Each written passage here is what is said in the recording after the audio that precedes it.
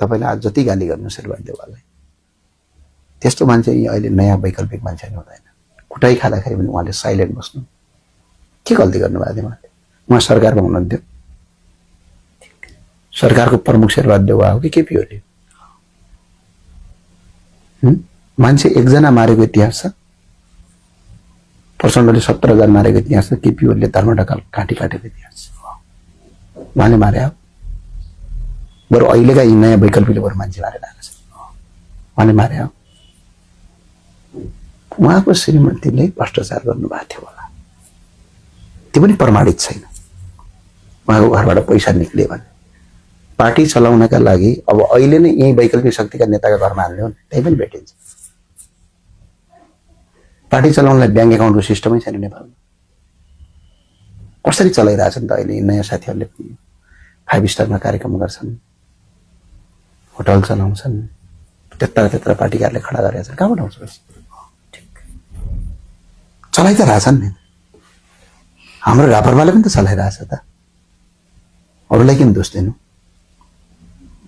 हाम्रो त कमसेकम माने अरबपति छन् पार्टीमा हैन? अरबपतिहरूको पार्टी भन्छ रापरवाला धेरैले। अब हाम्रो त्यहाँ जग्गा दिल्ली विकास भण्डारीले दिनुभएको त्यहाँ गरिरहेछ। एउटा आफ्नै पार्टीकाले पशुपति सम्पत्ति दिएको जग्गा छ। त उनीहरूको त जग्गाको त भाडा पनि तिरिरहेछन्। कहाँबाट आउँछ? यिनीहरूका घरमा हाल्नुहोस् त त्यहाँ पनि भेटिन्छ। शेरबहादुरको घरमा भेटियो होला। उनी अपराधी होलान्, भ्रष्टाचारी होलान्। भोलि उनलाई पक्रेर अदालतले मुद्दा दायर गर्ने हो नि, या प्रहरीलाई जिम्मा लाउने हो नि। अनि एउटा भयभीत मान्छेलाई खुकुरी हान्दिने। खुकुरी हानिसके पछाडि पनि उहाँले प्रतिक्रिया दिनुभयो। शेरबहादुर देउवाले अहिले चाहनुभयो ल देश दण्डमा लिनुपर्छ, मलाई कुटपिट गरे, जे परे पर्छ भनेर उहाँले आँट्नु भयो भने कसैले पनि सक्दैन। यो देशको सबभन्दा ठुलो पार्टीको सभापति उहाँले गर्नुभयो। त्यो बरु स्वाट आएर राजीनामा दिएर पूर्णबहादुर खड्कालाई चलाऊ यार, म यो धान्न पर्दैन भनेर जानु। हतियार उठाएर जङ्गल गएको माओवादीलाई ल्याएर शान्ति प्रक्रियामा ल्याएर त्यसलाई शान्ति बना होइन हिजो।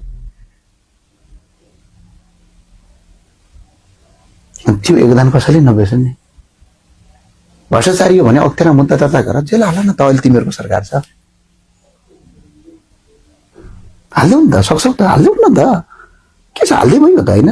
फाइल खडा गरेर। अनि एउटा 84 वर्षको मान्छेलाई खुकुरी र बोतलले हान्ने भन्ने कुरामा मेरो सहमति हुन सक्दैन। केपी ओलीलाई एकचोट हाने होइन कसैले त। अहिले कसरी बरु भइराख्नु भएको छ? एक शब्द बोल्या सुन्नु भएको छ?